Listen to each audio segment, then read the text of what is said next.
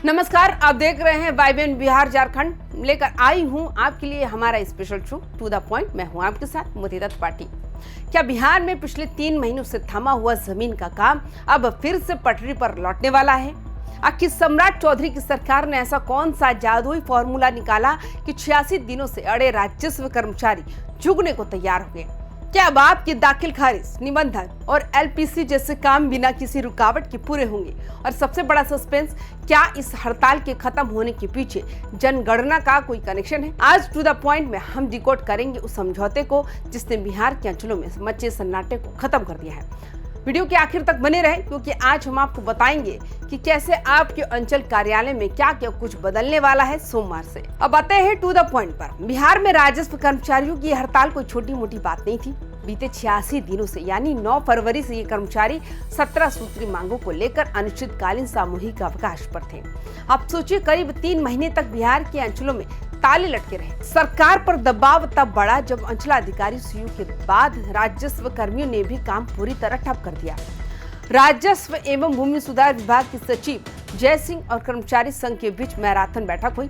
इस बैठक में सरकार ने वो सब कुछ मान लिया जिसके लिए कर्मचारी अड़े थे। आश्वासन मिला कि विभागीय मांगे 1 हफ्ते में और राज्य स्तर की मांगे 1 महीने के भीतर पूरी कर ली जाएंगी। यानी सरकार अब किसी भी कीमत पर कामकाज में देरी बर्दाश्त करने के मूड में नहीं है।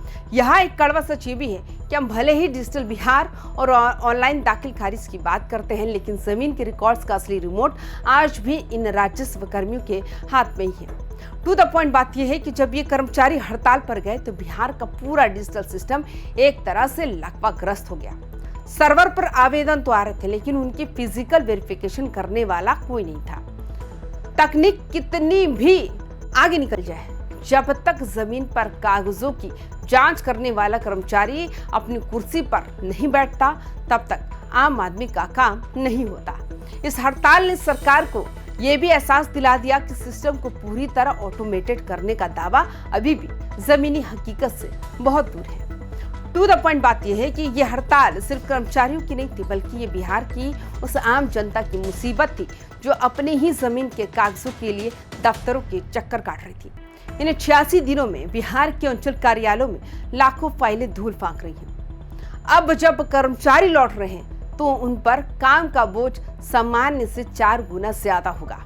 दाखिल खारिज यानी म्यूटेशन के आवेदन पेंडिंग पड़े हैं, जिससे जमीन की खरीद बिक्री और बैंक लोन से जैसे जरूरी काम ठप है।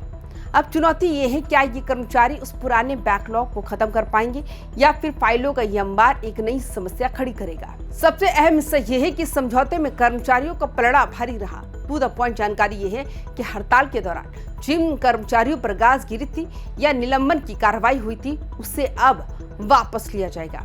सचिव जय सिंह ने भरोसा दिलाया कि सभी जिला समाहर्ताओं को निर्देश भेज दिया गया है कि कर्मचारियों पर हुई कार्रवाई रद्द हो। इतना ही नहीं, सबसे बड़ी जीत ये रही कि हड़ताल की अवधि को अवकाश में एडजस्ट किया जाएगा, यानी कर्मचारियों की सैलरी पर भी अब आंच नहीं आएगी। कर्मचारियों ने सरकार से अपनी शर्तों पर काम वापस लेने का वादा लिया है। सोमवार से सभी राजस्व कर्मचारी अपने अपने डेस्क पर तैनात होंगे और रुके हुए हजारों फाइलों का निपटारा शुरू होगा। टू द पॉइंट ये भी कहता है कि सम्राट चौधरी की सरकार ने इतनी नरमी क्यों दिखाई। दरअसल 2029 के विधानसभा चुनाव वह बहुत दूर नहीं है और कोई भी सरकार कर्मचारियों के बड़े वर्ग को नाराज रखने का जोखिम नहीं उठा सकती।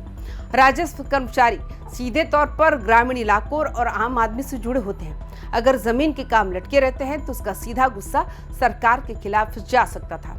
इसलिए सचिव स्तर पर हुई वार्ता में कर्मचारियों की लगभग हर मांग को मान लिया गया।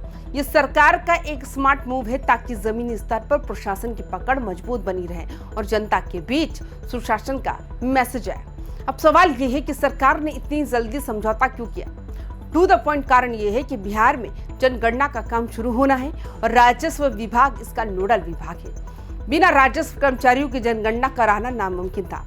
यहाँ एक और टू द पॉइंट बात गौर करने वाली है। बिहार में जनगणना का काम सरकार की टॉप प्रायोरिटी में है। जनगणना सिर्फ गिनती की नहीं होती, बल्कि इसके आधार पर भविष्य की योजनाएं और सीटों का परिसीमन तय होता है।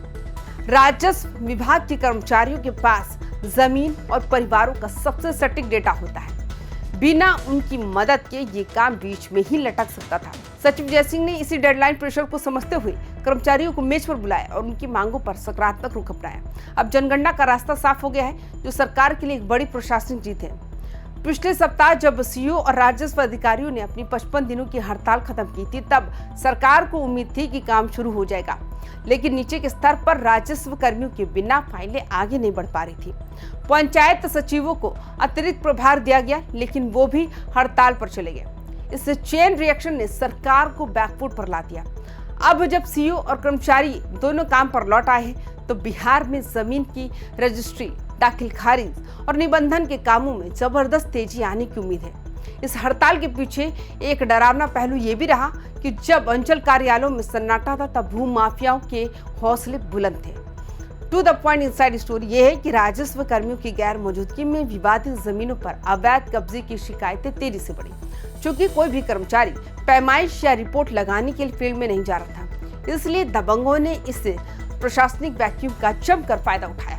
सरकार को ये डर भी था कि अगर ये हड़ताल और खींची तो बिहार में जमीन से जुड़े हिंसक विवाद कानून व्यवस्था के लिए बड़ी चुनौती बन जाएंगे। इसी खतरे को भांपते हुए सम्राट चौधरी की सरकार ने बीच का रास्ता निकालना ही बेहतर समझा, ताकि कानून का इकबाल सड़कों और खेतों में फिर से बहाल हो सके। तो दोस्तों, आपको क्या लगता है कि राजस्व कर्मियों की मांगे पूरी होने के बाद अब अंचलों में भ्रष्टाचार कम होगा और काम समय पर होगा?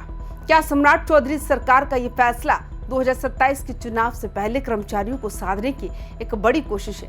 अपनी राय कमेंट बॉक्स में जरूर लिखें।